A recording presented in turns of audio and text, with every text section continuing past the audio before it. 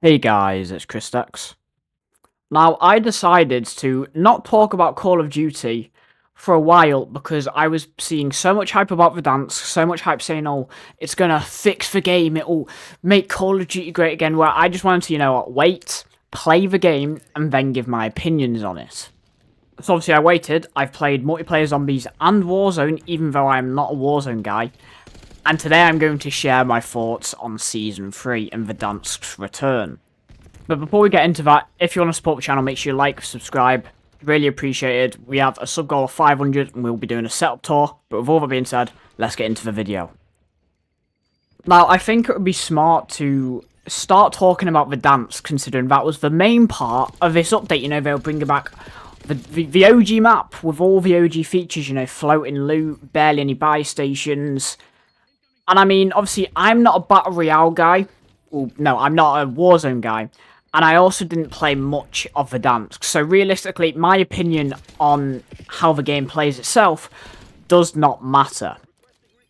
Anyway, I've played a few solo games of Verdansk. I've been playing Plunder a bit because I also want to see how easy it is to get Warzone cameras now. I've also played a bit of Warzone Casual. Warzone Casual is very fun if you don't want to have to sweat your ass off or sit in a building.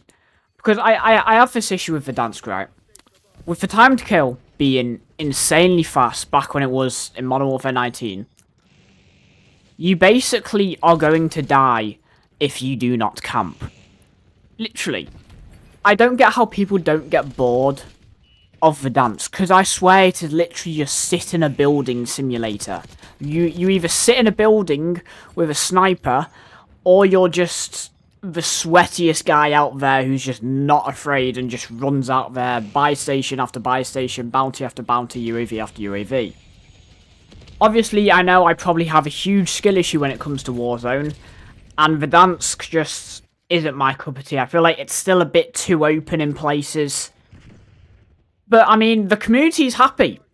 However, I still expect the community to get bored after a week, because I'm not gonna lie, Season 3...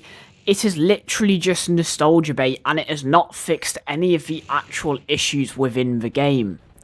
In Season 3, we were supposed to get another big anti-cheat update. However, it's Hacker on Twitter, another hacker hunter. I'd definitely say go check his channel out, he's a great guy. Amazing. Already posting clips of hackers. I thought we were supposed to get a great anti-cheat update. I thought, you know, Call of Duty was supposed to be taking down cheat providers. Yet we are still facing a huge cheating crisis. Before Warzone, we were getting clips of people blatantly rage hacking in multiplayer. And I mean, the knobheads at Activision are clearly showing that they are completely incompetent, because they know they cannot code an anti-cheat. So instead, what do? Oh, they finally allow us to turn off crossplay within the Call of Duty settings itself. But then Activision are even more incompetent that cheaters have exploits to get into console-only games. Imagine being that stupid that you try and make a way to limit the amount of cheaters console players run into, and that method still does not even work. How are you going to delay the season by an entire month and still not provide us with a working anti-cheat? It's actually insane. Season 3 is literally just recycled content. The anti-cheat basically recycled, especially with the code, considering it's been proven that the code in the game dates back to Call of Duty Ghosts. Verdansk, completely recycled, all the old features, recycled. There is barely anything new, and that's where we get to multiplayer. Now, obviously, I'm enjoying multiplayer just because I am more of a multiplayer guy. However, the content, not great. We have Firing Range, a remastered map, not new. And we have another two maps. Barrage is alright, the spawns definitely need working, and I feel like it'd play a lot better on 10v10. But I don't know what the other map's called, Nomad. Pretty decent map, there's a lot of head glitches though. However, out of the three maps we get, only one of them is a new Treyarch map. Because one of them, obviously remaster Firing Range.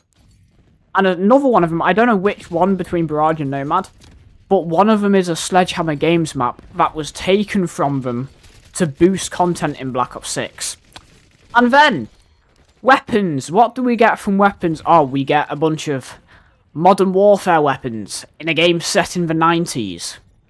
And of course, these weapons are completely broken where, oh, if you have Black Cell, you just have such a huge advantage. You know, you automatically unlock all the weapons. I mean, everyone unlocks the Kilo anyway. But the AMAX and the HDR you automatically get.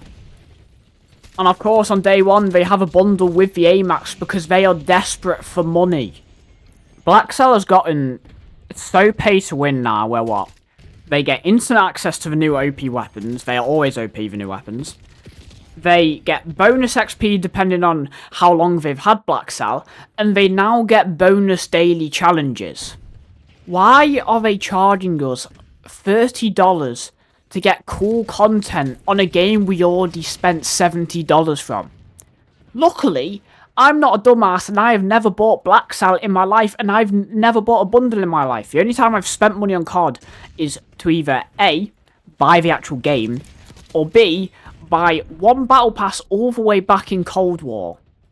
I'm sorry, but if you're someone who's just buying bundles and Black Cells one after another, please stop. You are literally just part of a problem within this community. But now, let's get into the content that I can't actually criticize. Zombies. We got a new Zombies map. Shattered Veil, I think it's called. I think I played one game. I just went up to a high round or something and then just quit because I was kind of low on time. And I'm not gonna lie, they have absolutely cooked with zombies. I mean, the zombies content this year has been absolutely insane. The maps get better and better, except the tomb. I think the tomb's slightly boring. But Shattered Veil is my new favourite Black Ops 6 map. But obviously then we have a bit of a letdown with you know, a remastered perk, 2 new wonder weapons, but they're not actually new, they're also just remastered. I don't get why we're remastering all this stuff. Surely, you know, Activision, they use all the AI. Why can't they use AI to generate just a few weapon ideas? Not actual weapons, just ideas. But at the end of the day, I am still saying Season 3 is awful. For the fact that it has still not fixed any of the actual issues in the game.